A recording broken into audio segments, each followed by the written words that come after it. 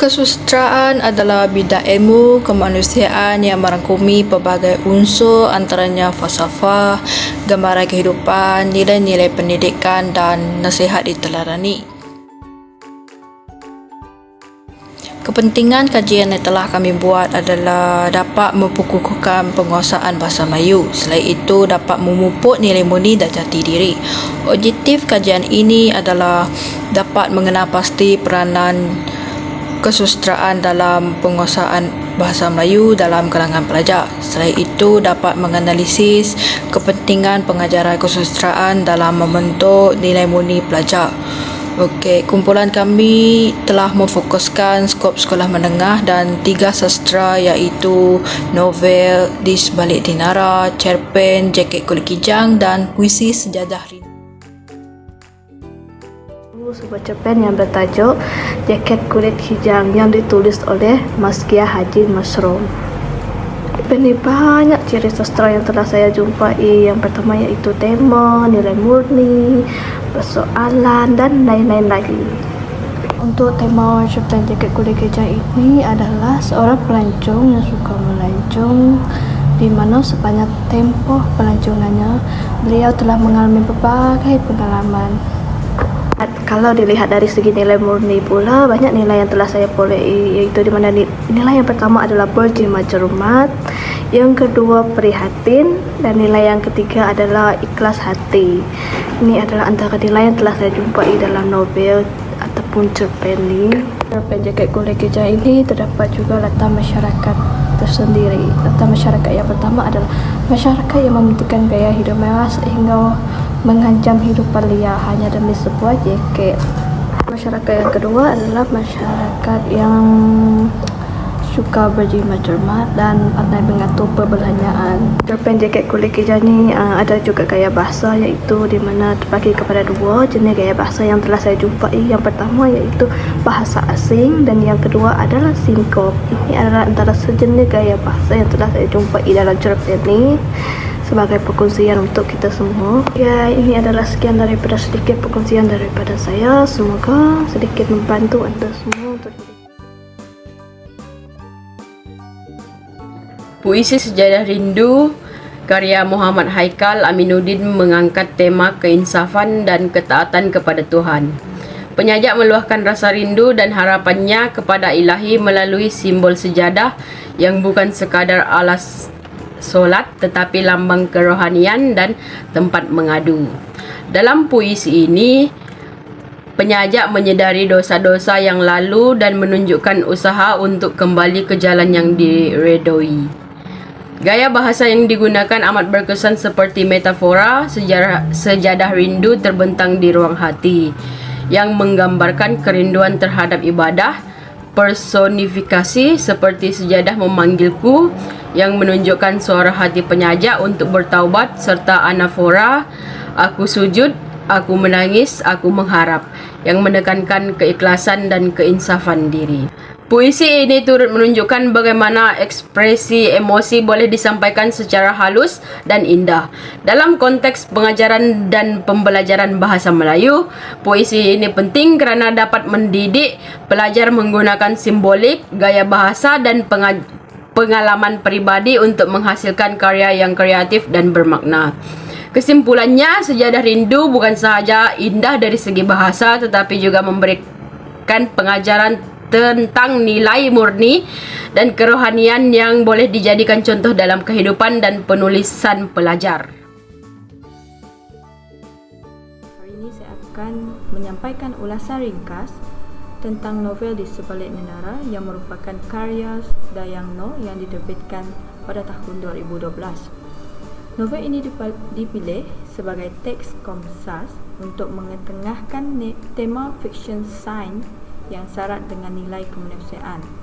Tema utama dalam novel ini ialah konflik antara manusia dan juga teknologi, di mana Carl, seorang saintis, terlalu taksub dengan kejayaan sehingga sanggup menjadikan anak dia sebagai bahan uji kaji, di mana Farisha ni tadi dia dimasukkan microchip ke dalam otak dia, ke dalam badan. Watak Farisha pula digambarkan sebagai seorang yang pendiam dan mementingkan kesempurnaan, namun berubah menjadi seorang yang berani dan berprinsip selepas mengetahui asal-usul dirinya dan konflik sebenar di sebalik projek Dinara.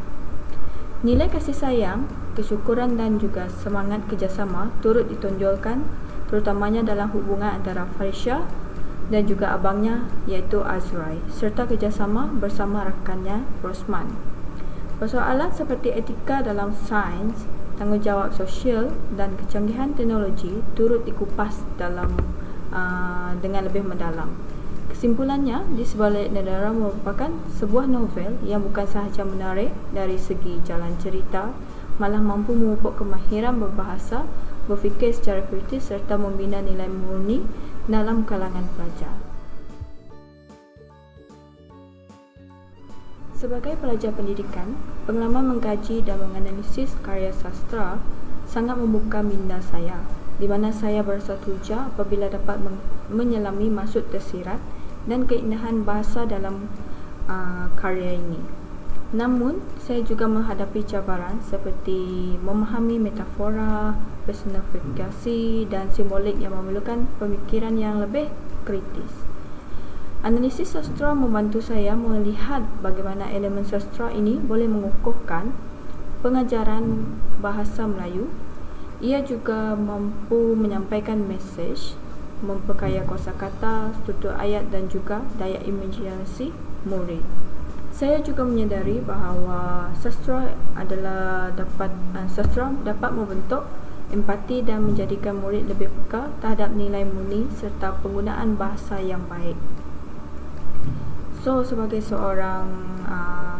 bakal guru, saya percaya bahawa pendekatan sastra mampu menjadikan pengajaran bahasa Melayu itu lebih menarik, bermakna dan juga berkesan.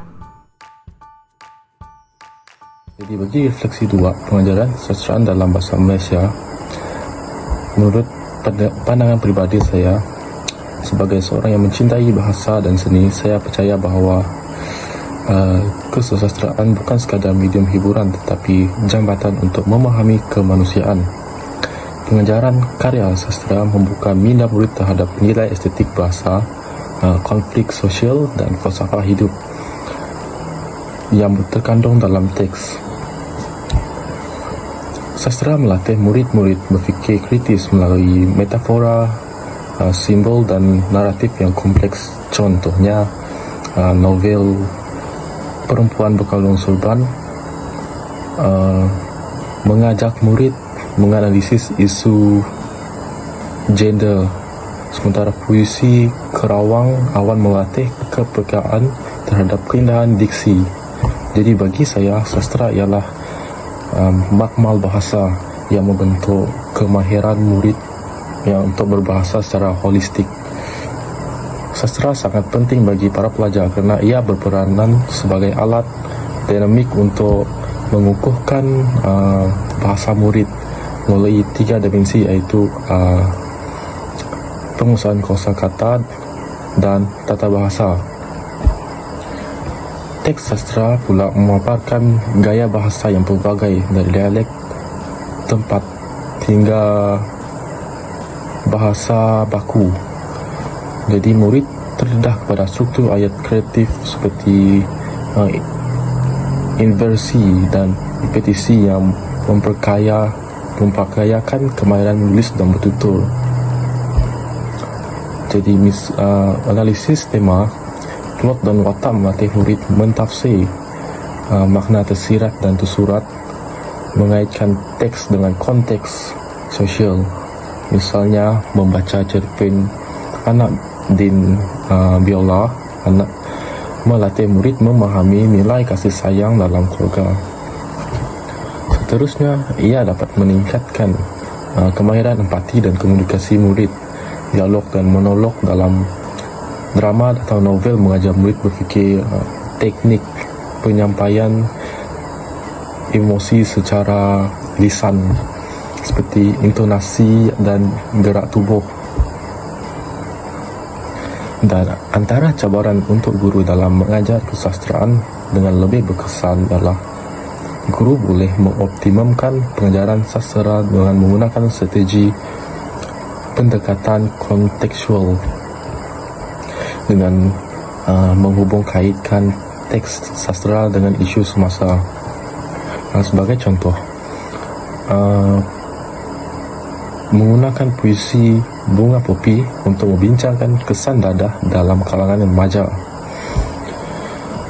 Selain itu, drama adaptasi novel Ayau aplikasi Book Creator untuk membina. Jadi bagi kesimpulan tugasan ini, sebagai pencerita bahasa, saya percaya bahawa kesusastraan bukan sekadar hiburan, tetapi jambatan memahami kemanusiaan. Ia membentuk pemikiran kritis melalui simbol, metafora dan konflik sosial dalam teks seperti novel Perempuan Berkalung Sorban dan Kerawang Awan. Jadi sastra memperkayakan kosakata, mengasah empati serta meningkatkan kemahiran lisan dan komunikasi pelajar. Namun, cabaran seperti kokurikulum berorientasikan peperiksaan dan kurangnya minat pelajar memerlukan guru menjadi lebih kreatif. Jadi antara solusi ialah pendekatan kontekstual, integrasi teknologi seperti YouTube dan Book Creator, serta aktiviti interaktif seperti debat watak atau lakonan.